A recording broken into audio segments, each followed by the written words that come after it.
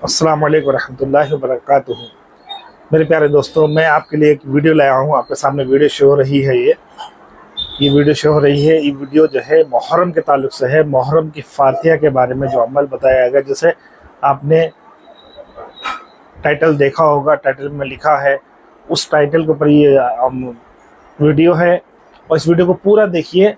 मुहर्रम की फातिहा किस तरह करनी चाहिए, मुफ्ती साहब ने तफसील से बताया है। कुछ गलतियां हैं जो हमसे हो जाती हैं, उस गलतियों को उन्होंने सुधारा है। आप पूरा सुनिए।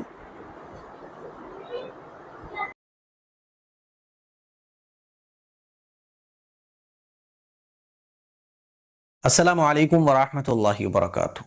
मुहर्रम का मुबारक महीना चल रहा है। मुहर्रम के महीने में बहुत सारे लोग फातिहा लगाते हैं और पूछते भी हैं लोग, मुफ्ती साहब फातिहा कैसे लगाई जाती है और फातिहा लगाने का तरीक़ा क्या है और फातिहा के लिए कौन सी चीज़ बनानी ज़रूरी है। तो आप लोगों को मैं फातिहा का ही पूरा तरीक़ा बताने जा रहा हूँ। फातिहा का मतलब क्या होता है, ये आपको सबसे पहले समझना चाहिए।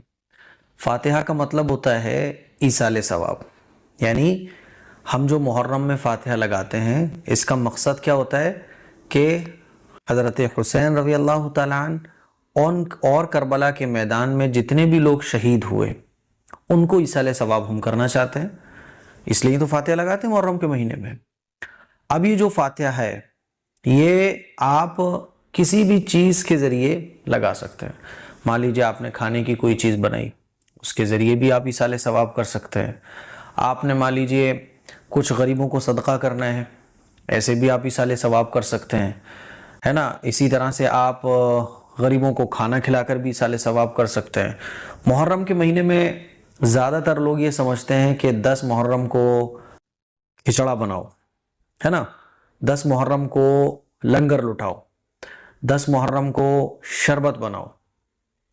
ये समझा जाता है कि बस ऐसे ही फातिहा लगेगी, ऐसे ही ईसाले सवाब होगा।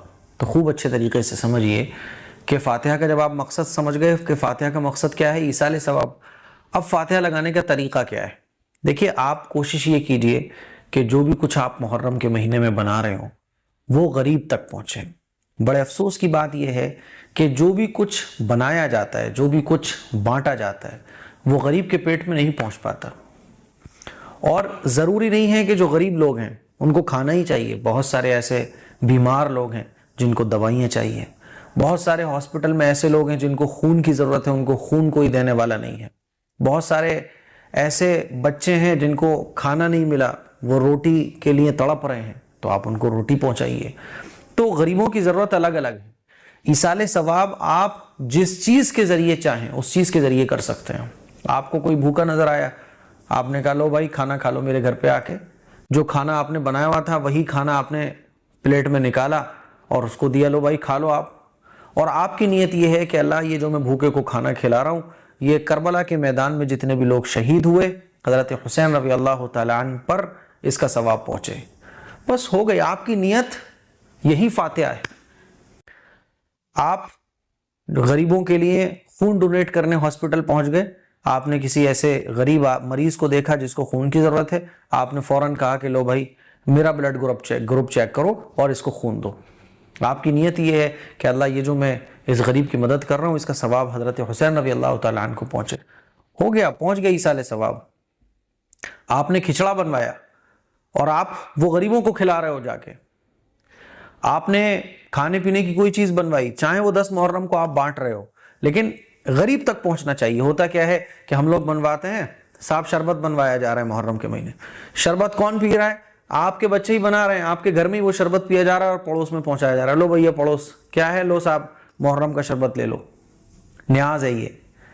तो ये तो बिल्कुल अजीब बात है कि वो जो हमने शरबत बनाया, वो जो हमने खाना बनाया, वो गरीब के मुंह तो पहुंच ही नहीं रहा है। 10 मुहर्रम को लुटाया जा रहा है, लूटो। वही जनता जो सड़क पे चल रही है वो लूट लूट के खा रही है, रिस्क की नाकदरी भी हो रही है।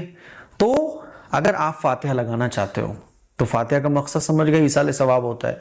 खाने की चीज़ है तो आप अल्लाह से दुआ कर लो कि अल्लाह, ये जो मैं खाना गरीबों में बांटने जा रहा हूँ, इसका सवाब हज़रत हुसैन रज़ी अल्लाह तआला अन्हु पहुँच जाए। उस खाने को आप बांट दो दुआ करने के बाद। दुआ करने का मौका नहीं है तो दिल की नीयत ही काफ़ी है। दिल की नीयत, यही आपकी फातिहा है। اور کوشش یہ کرو کہ جو بھی کچھ آپ محرم کے مہینے میں بناؤ وہ غریب تک پہنچے۔ افسوس کی بات یہ ہے کہ لنگر بھی چلائے جا رہے ہیں، کھانا بھی بانٹا جا رہا ہے، بہت ساری چیزیں لٹائی بھی جا رہی ہیں، لیکن وہ غریبوں تک نہیں پہنچ رہی ہے۔ اسی لیے ہماری چاہت کیا ہے، اس سے کہیں زیادہ میٹر یہ بات کرتی ہے کہ جو آپ بنا رہے ہو ایصال ثواب کے لیے وہ غریب کے منہ تک پہنچے۔ غریب کو ضرورت ہے کہ اس کے جو ہاسپٹل میں وہ جو ایڈمٹ ہے اس کا بل پے ہو جائے، آپ اس کا بل پے کروا دیجئے، اور نیت یہ ہو کہ حضرت حسین رضی اللہ تعالیٰ عنہ پر اس کا ثواب پہنچے گا ثواب۔ تو میرے عزیز بھائیوں، یہ ہے فاتحہ جو محرم میں لگائی جاتی ہے۔ ہاں، آپ نے کوئی دیگ بنوائی حلیم کی، کھچڑی کی، آپ نے کوئی دیگ بنوائی کھانے کی، تو آپ اس پہ فاتحہ لگانا چاہتے ہیں تو ہاتھ اٹھائیے اور سورہ فاتحہ پڑھیے۔ سورہ فاتحہ پڑھنے کے بعد 3 مرتبہ درود شریف پڑھیے اور اللہ سے کہیے کہ اللہ، یہ جو کچھ میں نے بنایا ہے، یا اللہ یہ محرم کے مہینے میں جو بھی کچھ میں لٹا رہا ہوں، غریبوں میں دے رہا ہوں، یا اللہ اس کا ثواب حضرت حسین رضی اللہ تعالیٰ عنہ اور کربلا میں جتنے لوگ شہید ہوئے ان کو پہنچ جائے۔ ہو گئی فاتحہ پوری، پھر اس کو بانٹیے بسم اللہ کر کے۔ لیکن موسٹ امپورٹنٹ بات، بہت اہم بات، جو بھی کچھ آپ محرم کے مہینے میں بانٹ رہے ہیں، اس بات کا خیال رکھنا بہت ضروری ہے کہ وہ غریب کے پیٹ تک پہنچے، غریب کی مدد ہو، غریب کی ضرورتیں پوری ہوں۔ اس بات کا خیال رکھو۔ اور ایصال ثواب اور فاتحہ یہ آپ غریب کو کپڑا پہنا کر بھی کر سکتے ہو، کھانا کھلا کے بھی کر سکتے ہو، مریض کو دوا دلا کر بھی کر سکتے ہو، بلڈ ڈونیٹ کر کے بھی کر سکتے ہو، اور غریبوں کی جس اعتبار سے چاہو مدد کر کے کر سکتے ہو۔ لیکن اگر آپ فاتحہ ایسے کرو گے کہ فاتحہ دلائی اور وہ کھانا کون کھا رہا ہے؟ آپ کا پڑوسی کھا رہا ہے، جن کے پیٹ بھرے ہیں آلریڈی وہ کھا رہے ہیں، آپ کے رشتہ دار کھا رہے ہیں، تو پھر کاہے کا ایصال ثواب؟ تو مجھے امید ہے جو باتیں میں سمجھانا چاہتا ہوں آپ کو سمجھ آ گئی ہوں گی۔ اس کے لیے شیئر کریں، دوسروں تک پہنچائیں۔ السلام علیکم ورحمۃ۔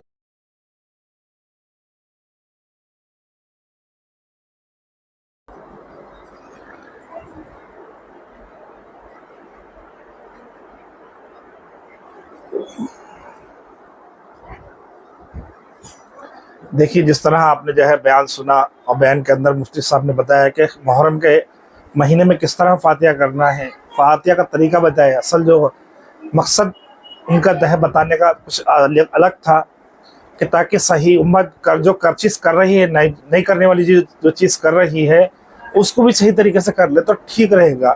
لوگ نیت یہ رکھتے ہیں کہ ایصال ثواب، حالانکہ وہ چیز تو جو ہے دین سے ثابت نہیں ہے۔ اب جو کر رہے ہیں کم سے کم وہ کرنے والا عمل تو کم سے کم ٹھیک ہو جائے، اس کو جو ہے کچھ فائدہ تو مل جائے، حالانکہ وہ دین سمجھ کے کر رہے ہیں۔ یہ تو بدعت ہے، اور بدعت کو انہوں نے صحیح راہ پر لانے کی کوشش کی ہے، صحیح راہ پہ، یعنی کہ لوگ جو ہے یہ نیت یہ کرتے ہیں کہ بھائی امام حسین کے لیے جو ہے ایصال ثواب نیت ان کی یہی ہوتی ہے، تو اس نیت کو جو ہے نا صحیح رخ پر لائے۔ اور کیسے بھی جو ہے 2 محرم کے روزے ہیں، ایک 9، 10 یا 11، تو یہ بھی جو ہے انشاءاللہ ہم رکھنے کی کوشش کریں گے۔ آپ سے گزارش ہے آپ بھی رکھیں، میں بھی انشاءاللہ کوشش کروں گا، رکھوں گا۔ اور اگر نہیں رکھ سکے تو کوئی مسئلہ نہیں، کیونکہ نفل روزہ ہے، نفل پر پکڑ نہیں ہے، اور خاص کر خواتین کے واسطے ہے کہ اگر وہ روزہ رکھ رہے ہیں تو کم سے کم جو ہے انہوں اپنے شوہر سے اجازت دے دیں۔ شادی شدہ خواتین ہیں وہ اپنے شوہر سے اجازت دے دیں، تاکہ اپنے شوہر سے اجازت ملنے کے بعد ہی وہ روزے کا آگے پروسیس کرے، روزہ رکھے۔ اگر ان کی اجازت نہ ملے تو پھر نہ رکھیں، کیونکہ رابعہ بصری رحمۃ اللہ علیہ جب بھی کوئی نفل عبادت کرتی تھی پہلے اپنے شوہر سے یاد دیتی تھی، رات کے وقت میں عشاء کے بعد جب وہ مصلی پہ ٹھہرتی تھی نفل نماز کے لیے، تو اس کے لیے روز اجازت لیتی تھی کہ میں اب جو ہے اگر کوئی حاجت نہ ہو، میری کوئی ضرورت نہ ہو تو میں عبادت کر لوں۔ ان کو شوہر اجازت دیتے تو وہ عبادت کرنے میں مشغول ہو جاتی، اور اگر نہیں ہوتے تو پھر ان کا حکم ہے۔ اللہ ہم سب کو کہنے سننے زیادہ عمل کرنے کی توفیق عطا فرمائے۔ اس ویڈیو کو لائک کریں، شیئر کریں، اور دوسروں تک پہنچائیں، اور مجھے فالو کریں۔ کہاں ہے فون؟